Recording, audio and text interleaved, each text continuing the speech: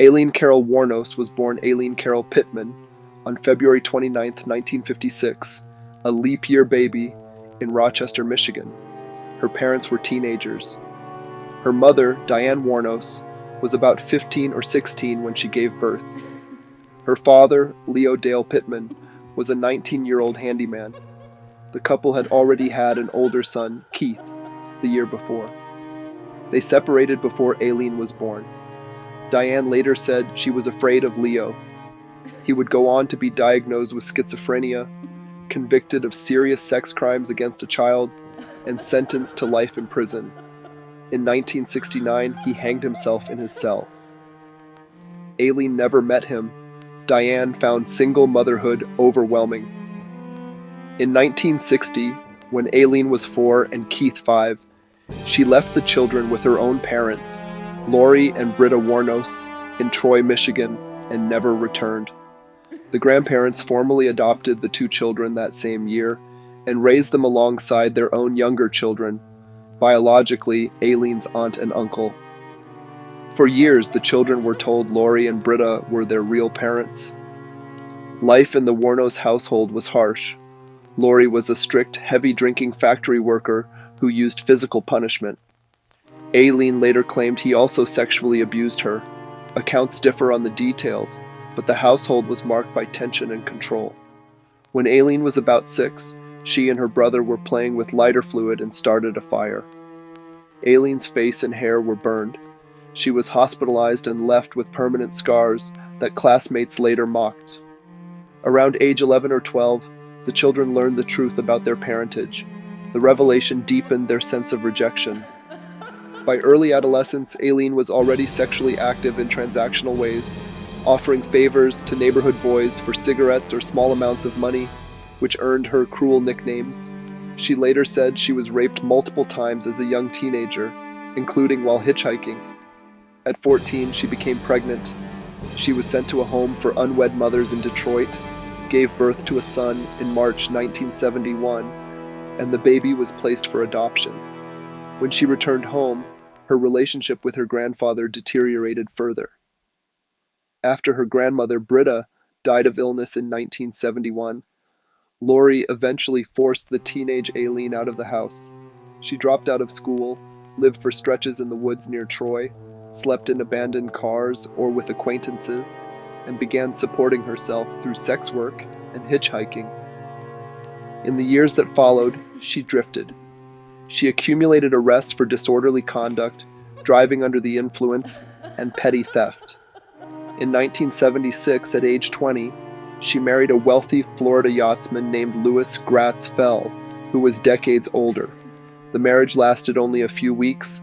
Fell obtained a restraining order after claiming she was violent and had attacked him. The union was quickly annulled. In 1981, she robbed a convenience store of about $33 at gunpoint and served roughly a year in prison. After her release, she continued the transient life of hitchhiking, occasional odd jobs, and prostitution along Florida's highways and truck stops. In 1986, while living in the Daytona Beach area, she met Tyria Moore, a younger woman working as a hotel maid at a gay bar. The two became partners and lived together for the next several years, moving between cheap motels and apartments. Aileen was the primary earner, supporting them through sex work. They shared a turbulent but close relationship. Aileen later said she loved Tyria deeply. Late on November 30th, 1989, Aileen accepted a ride from Richard Mallory, a 51-year-old electronics shop owner from Clearwater. She later claimed he drove her to a remote area, became violent, beat and raped her, and that she shot him multiple times with a .22 caliber revolver in self-defense. She left his body in the woods near Daytona Beach. It was found on December 13th, and took his car and belongings. Mallory had a prior conviction for attempted rape in another state, a fact that would later surface, but was not fully used at trial. Over the next 12 months, Aileen killed 6 more middle-aged men who had picked her up while she was hitchhiking or soliciting. David Spears, a construction worker in his 40s, was shot multiple times. His body was found on June 1st, 1990. Charles Carskadden, a 40-year-old part-time rodeo worker, shot repeatedly. Body found June 6, 1990. Peter Seams, a 65-year-old retiree whose body was never recovered. She later confessed to killing him after his abandoned car was linked to her. Troy Burris, a 50-year-old salesman, was killed in late July 1990. Charles Dick Humphreys, a 56-year-old retired police chief and Air Force major, was shot several times in September 1990. Walter Gino Antonio, a 62-year-old security guard and reserve deputy, was shot in November 1990. His body was found on November 19th. In each case, she robbed the men of cash, jewelry, and vehicles, then abandoned the cars and dumped the bodies in wooded areas near highways. She and Tyria sometimes pawned items taken from the victims. Aileen initially told investigators that every killing was self-defense after the men turned violent or attempted to rape her. She later modified parts of that account, acknowledging that not every man had fully assaulted her. Police began connecting the cases through similar ballistics, pawnshop records bearing her fingerprints under aliases, and witness descriptions of two women seen with one of the victims' cars. On July 4, 1990, Aileen and Tyria crashed a car that belonged to Peter Seams. They fled the scene, but witnesses later identified them.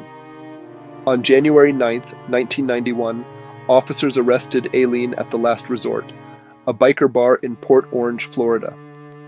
Tyria Moore, who had gone to Pennsylvania, agreed to cooperate with police in exchange for immunity. Under the investigators' guidance, she made a series of recorded phone calls from a hotel room. In one of those calls, Aileen, believing she was protecting the woman she loved, said she would confess to everything to keep Tyria out of jail. Shortly afterward, Aileen gave a lengthy videotaped confession in which she admitted the killings while still insisting most were self-defense and repeatedly emphasizing that Tyria had no involvement. Aileen stood trial only for the murder of Richard Mallory. The trial began in January 1992 in Volusia County. Tyria Moore was a key prosecution witness. She testified that Aileen had told her about killing a man but had not mentioned being raped or beaten. Aileen took the stand and repeated her self-defense claim.